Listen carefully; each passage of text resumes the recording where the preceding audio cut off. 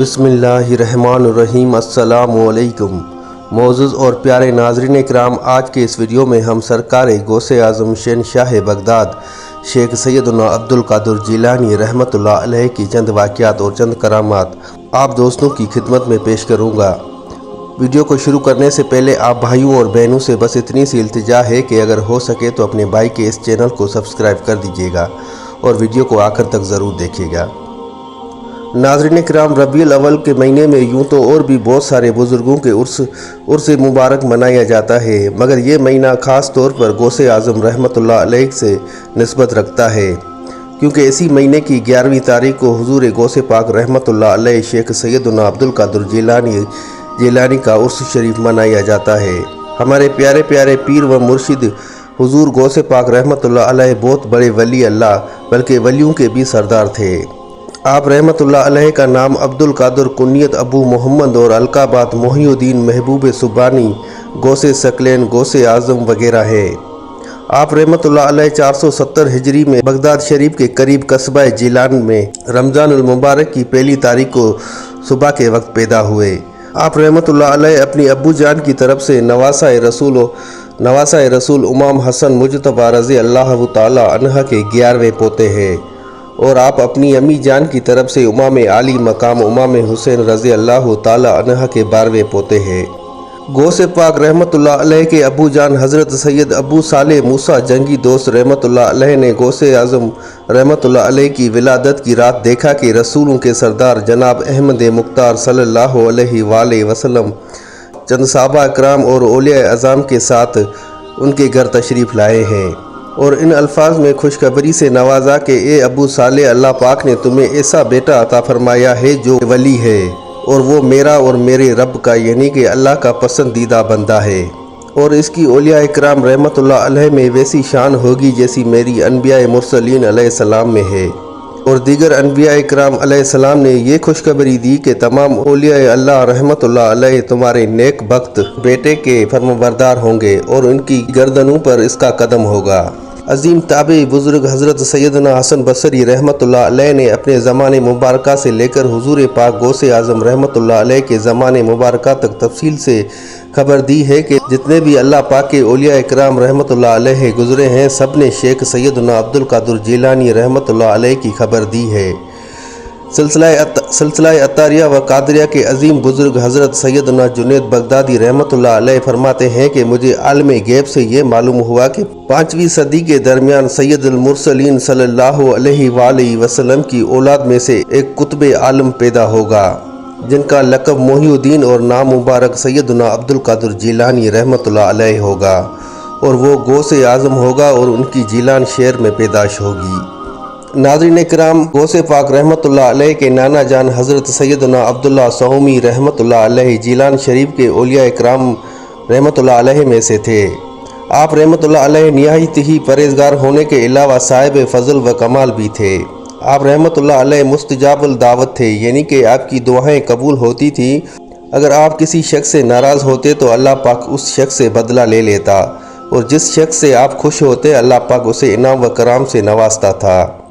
जिस्मानी तौर पर कमज़ोर होने के बावजूद भी आप रहमतुल्लाह अलैह नवाफिल कसरत से अदा किया करते थे और ज़िक्र व अज़कार में मसरूफ़ रहते थे। आप रहमतुल्लाह अलैह अक्सर मामलात के वाक़े होने से पहले उनकी खबर दे दिया करते थे, और जिस तरह आप रहमतुल्लाह अलैह उनके होने की इत्तला देते थे उसी तरह से वाक़यात होते थे। हुज़ूर गौसे पाक रहमतुल्लाह अलैह की फूफी जान कुनियत उम्मे मोहम्मद और नाम आयशा बिन्नत अब्दुल्ला था। आप रहमतुल्लाह अलैह नेक और बाकरामत खातून थी। लोग अपनी ज़रूरतों को पूरा होने की दुआएं कराने के लिए आपके पास हाज़िर हुआ करते थे। हुज़ूर गौसे पाक रहमतुल्लाह अलैह के एक भाई भी थे जिनका नाम सैयद अबू अहमद अब्दुल्ला था। ये हुज़ूर पाक गौसे आज़म रहमतुल्लाह अलैह से उम्र में छोटे थे और इल्म व तक़वा में से उसको भी काफ़ी हिस्सा मिला था, मगर आप रहमतुल्लाह अलैह जवानी में ही फौत हो गए थे।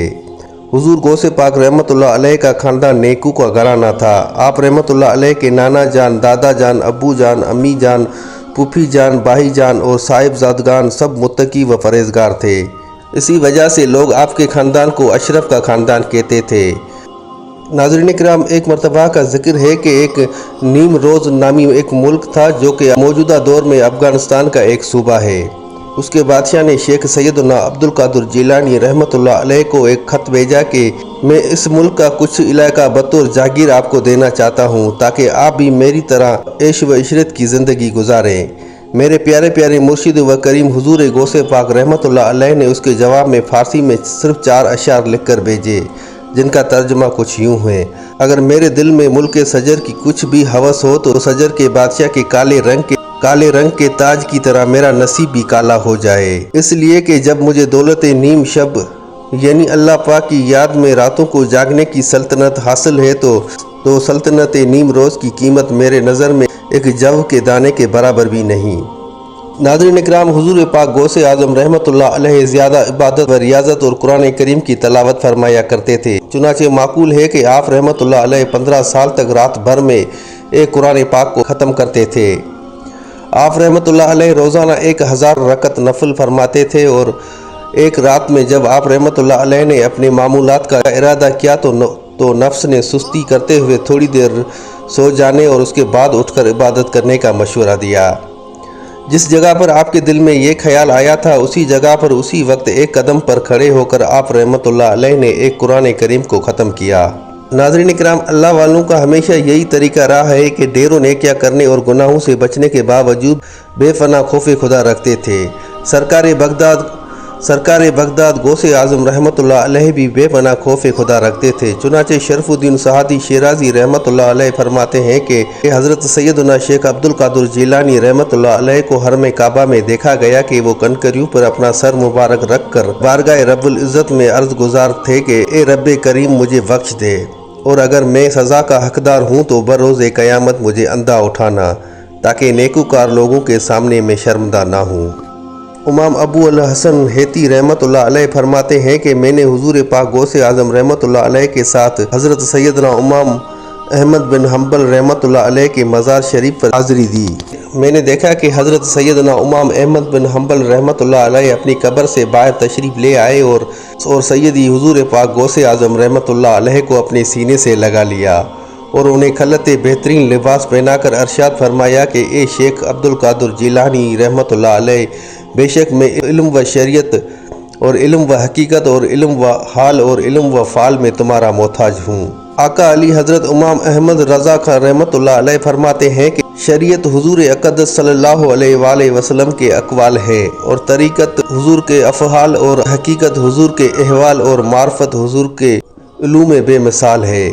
ناظرین اکرام، یہ تھی آج کی چھوٹی سی ویڈیو۔ امید کرتا ہوں آپ بھائیوں اور بہنوں کو ویڈیو ضرور اچھی لگی ہوگی۔ اگر ویڈیو اچھی لگی تو بھائی کے چینل کو سبسکرائب ضرور کر دیجیے گا، اگر ہو سکے تو اس ویڈیو کو شیئر ضرور کیجیے گا۔ جزاک اللہ۔